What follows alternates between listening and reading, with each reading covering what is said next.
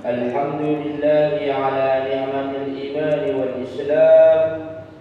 الحمد لله الذي جعلنا من أمة سيد الأنام. الحمد لله الذي أنزل علينا القرآن. الحمد لله على جميع النعم الظاهرة والباطنة، السابقة واللاحقة، الدنيوية والأخروية. الحمد لله الذي هدانا لهذا، وما كنا لنهتدي لولا أن هدانا الله. أشهد أن لا إله إلا الله، وأشهد أن سيدنا ومولانا محمد رسول الله أرسل الله بالحق بشيرا ونذيرا وداعيا إلى الله بإذنه وسراجا منيرا.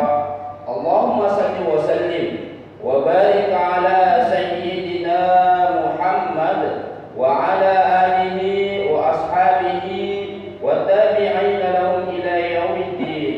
أما بعد، فيا عباد الله، اتقوا الله حق تقاته، ولا تموتن إلا وأنتم مسلمون، واعلموا أنكم قادمون إلى الله، فلتنظر نفس ما قدمت لغد، واتقوا الله إن الله خبير بما تعملون. صدق الله العظيم.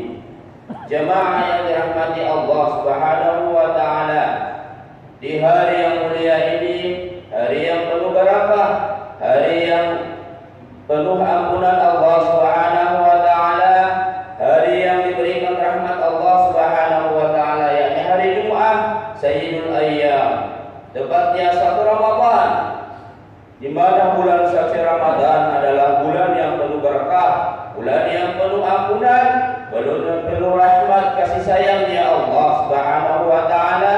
Olehnya itu, kata yang paling afdal sebagai orang Islam beriman pada Allah Subhanahu wa taala hanyalah rasa syukur yang tiada terhingga atas nikmatnya Allah Subhanahu wa taala yang begitu banyak diberikan kepada hamba.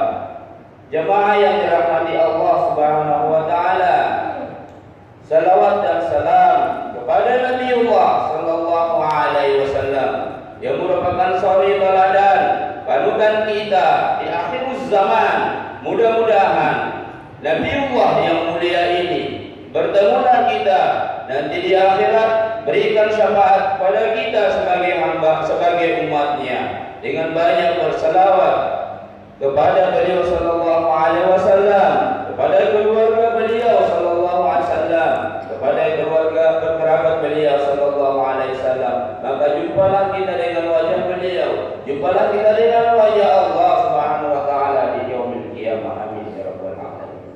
Jemaah yang dirahmati Allah Subhanahu wa taala, di minggu pertama di bulan suci Ramadan, judul khutbah adalah menyambut bulan suci Ramadan. Jamaah yang dirahmati Allah Subhanahu wa taala, sebagai khatib selalu berwasiat kepada jamaah untuk selalu tingkatkan mawas diri, takut kepada Allah Subhanahu wa taala. Hanya takut kepada Allah Subhanahu wa taala, sekali lagi, hanya kepada Allah kita takut.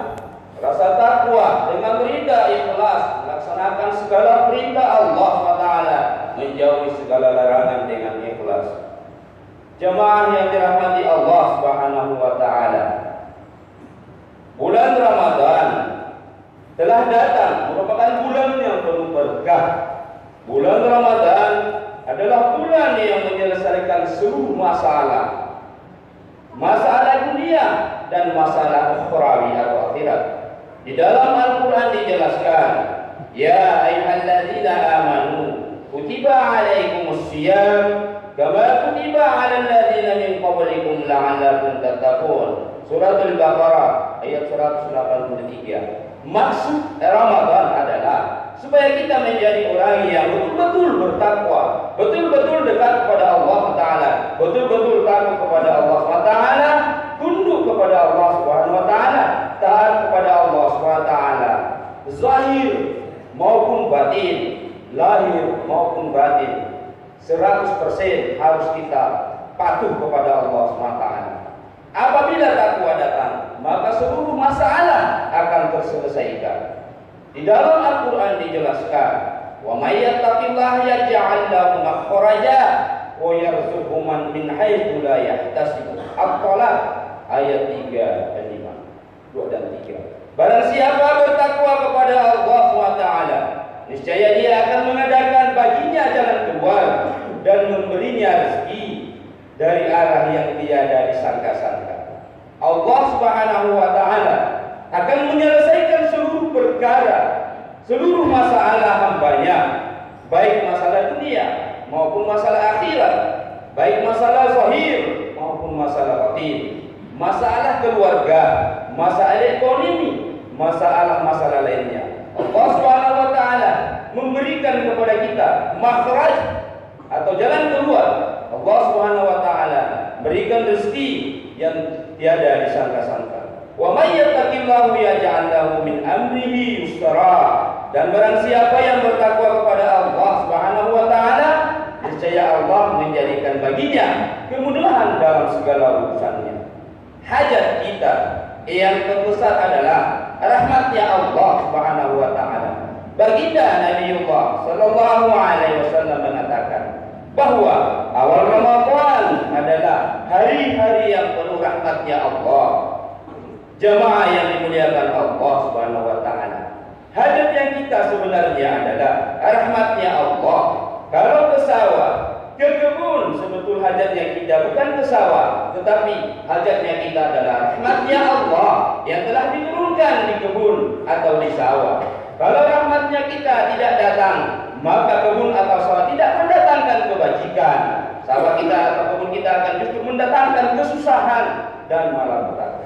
Kalau kita pulang ke rumah, maka hajat yang sebetulnya bukanlah kasih sayang terhadap anak dan istri kita, akan tetapi hajat kita yang sebenarnya adalah rahmat Allah Subhanahu wa taala yang diturunkannya di rumah kita. Dengan rahmatnya, anak dan istri kita menjadi rukun dan tentram, jamaah yang dirahmati Allah SWT.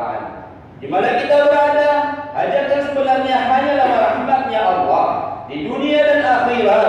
Sebetulnya hanyalah rahmatnya Allah Subhanahu wa taala yang harus kita perlukan. Kita mengira hajat kita adalah uang, hajat kita adalah kesehatan, sama sekali tidak. Hajat kita adalah rahmat.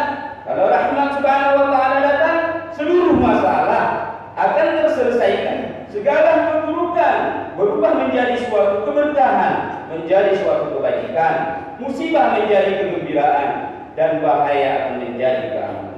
Akan tetapi, kalau rahmat Allah SWT tidak datang, maka yang baik-baik tahu-tahunya menjadi buruk dan yang menggembirakan tahu-tahunya menjadi kesusahan.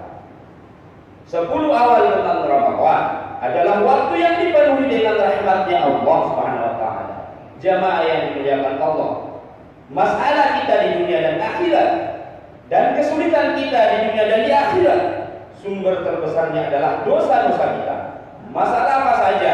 Entah itu masalah negara, masalah rakyat, masalah rumah tangga, masalah ekonomi dan masalah apa saja, sumber yang terbesar adalah dosa-dosa kita. 10 hari yang kedua adalah waktunya dosa-dosa yang orang beriman diampuni oleh Allah Subhanahu wa taala. Jamaah yang dimuliakan Allah, semua manusia akan menghadapi masalah terbesar. Apa itu masalah yang terbesar? Yakni nerakanya Allah Subhanahu wa taala. Wa man fusiha 'anil nar wa dakhala jannata faqad faz wa mal hayatud dunya illa mata'un ghurur. Barang siapa dijauhkan dari neraka dan dimasukkan ke dalam surga, maka sungguh ia telah beruntung. Kehidupan dunia ini tidaklah hanyalah kesenangan yang memperdayakan. Jemaah yang dirahmati Allah SWT, pada akhir Ramadan banyak manusia diputus oleh Allah Subhanahu wa taala sebagai orang yang merdeka, orang yang selamat, tidak akan masuk neraka. Hadirin yang dirahmati Allah Subhanahu wa taala, neraka inilah masalah yang paling besar dan sangat besar. Orang mengira bahwa masalah yang terbesar adalah sakit, masalah yang terbesar adalah kemiskinan. Semua sama sekali bukan. Masalah yang paling besar adalah ketika kita dipanggil oleh Allah, ketika ajal kita telah tiba dan masuk ke dalam nerakanya Allah. Itulah masalah yang terbesar. Jamaah yang dirahmati Allah Subhanahu wa taala. Bagaimana kita akan bisa tersenyum sedangkan kita belum tahu apakah kita ini selamat dari neraka atau tidak? Bagaimana kita bisa tidur nyenyak sedangkan kita belum tahu apakah kita ini di nerakanya Allah atau tidak? Ramadan adalah waktunya untuk kita menangis kepada Allah, waktunya untuk tobat kepada Allah Subhanahu wa taala, membuat banyak amalan sehingga Allah memutuskan kita sebagai orang-orang yang selamat, kita sebagai orang-orang yang bertakwa, selamat dari nerakanya Allah SWT. Maka betul-betul berkah bulan Ramadan ini, baik untuk kepentingan diri sendiri, untuk kepentingan keluarga maupun kepentingan umat di dunia dan akhirat. Jemaah yang dirahmati Allah Subhanahu wa taala, bulan Ramadan adalah bulan di mana kita dilatih betul-betul takwa kepada Allah Taala, takut kepada Allah Subhanahu wa taala, tunduk, patuh dan serta sabar.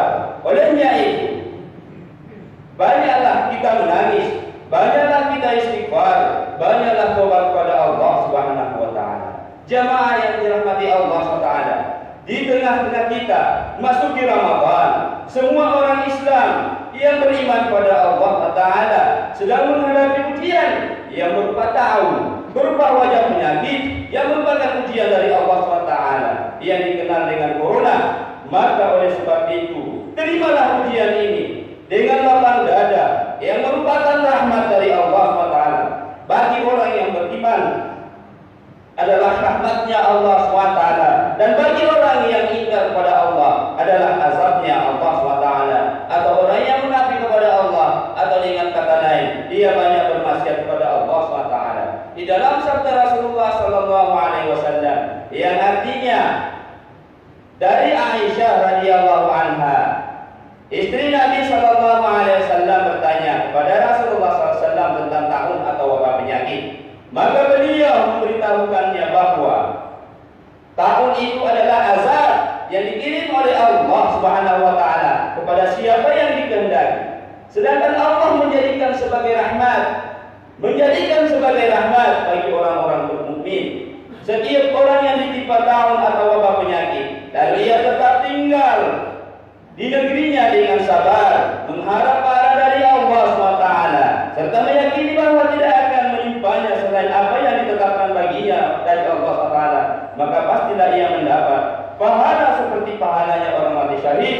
Hadis riwayat Tirmizi, dijelaskan dalam kitab Muntaqaful Hadis pada halaman 71-72. Kemudian hadis Rasulullah sallallahu alaihi wasallam dari Anas bin Malik radhiyallahu anhu, ia berkata, Nabi sallallahu alaihi wasallam sabda, sesungguhnya pahala yang besar itu menyertai ujian yang besar. Sesungguhnya bila Allah mencintai suatu kaum, pasti dia akan mengujinya. Barang siapa ia ridha, maka ia mendapatkan keridhaannya, mendapatkan keridhaan Allah SWT. Dan barang siapa yang membencinya, maka ia mendapatkan kebenciannya. Hadis riwayat Tirmizi di dalam Muntaqaful Hadis pada halaman 71-72. Ja'alallahu wa iyyakum minal faizin al-aminin wa nahnu wa iyyakum fi zumratil mu'minin al-mukhlasin al-muqinin. A'udzu billahi minasy syaithanir rajim. Bismillahirrahmanirrahim. Wal 'ashr innal insana lafi khusr illa alladziina aamanu